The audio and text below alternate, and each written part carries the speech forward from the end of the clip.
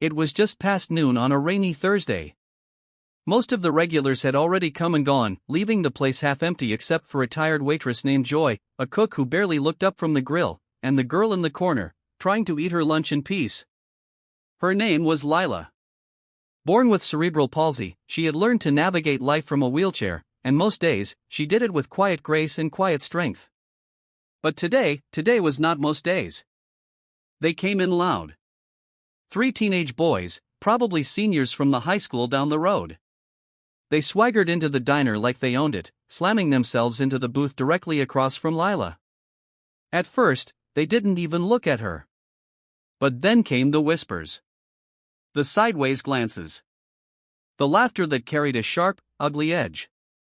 "Hey," one of them said, grinning as he elbowed his friend. "Did you forget how to walk, or are you just lazy?"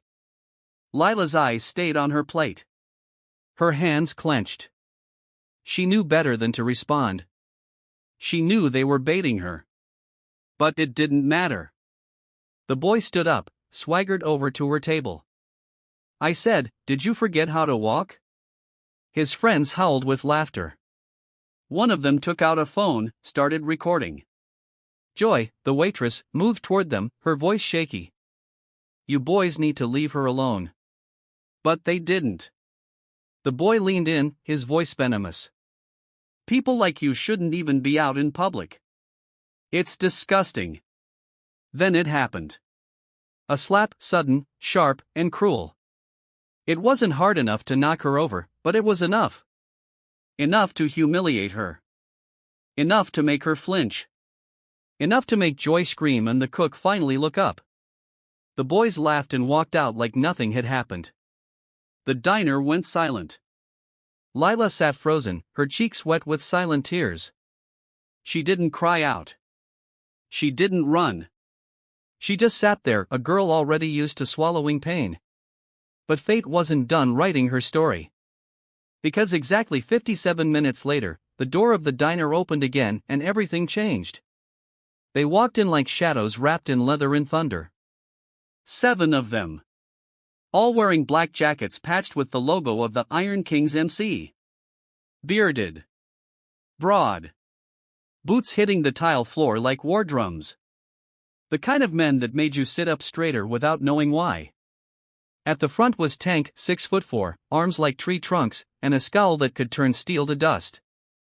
But the moment his eyes landed on Lila, still sitting there, still silent, his face changed. Joy stepped forward, hesitant.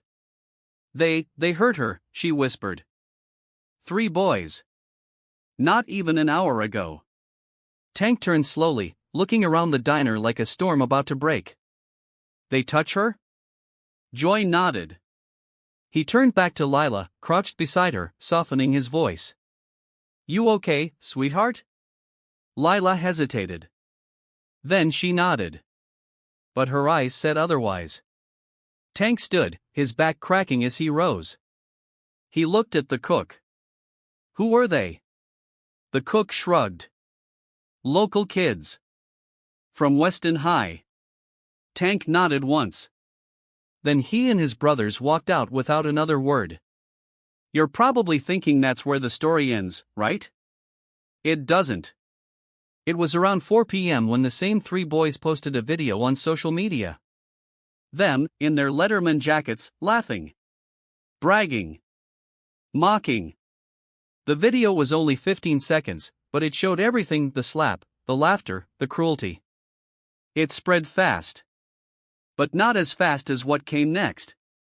Because by 5:30, the Iron Kings were at Weston High School. No, they didn't hurt anyone. They didn't touch a soul. They didn't have to. They waited outside in the parking lot, arms folded, as the students filed out. And when the 3 boys came out, all cocky and unaware, the bikers approached. Tank stepped forward. Calm. Controlled. He looked each boy in the eyes and said, loud enough for the whole crowd to hear, "Real strength isn't hurting someone who can't fight back. Real strength is protecting them." Then he held up a printed still of the video, the moment the boy raised his hand to Lila. "This is weakness. And every one of you saw it." The boys tried to laugh it off. But no one laughed with them. Because suddenly, they weren't the cool kids anymore. They were the ones who picked on a girl in a wheelchair and bragged about it. The school suspended them. The town turned its back on them. And the Iron Kings? They didn't just vanish. Every Thursday after that, like clockwork, they'd roll into the diner. Order lunch. Take Lila to school. Sit with her during lunch. Walk her to class. Not to intimidate. Not to scare. To protect. To show the world what real strength looks like. And that girl? Lila? She didn't stay silent anymore. She joined the school debate team. Spoke about bullying. About dignity. About standing up when it's hardest. That quiet girl in the corner booth became a voice for kids like her across the state. Her story spread, and not because she was hurt, but because she rose. Because she forgave.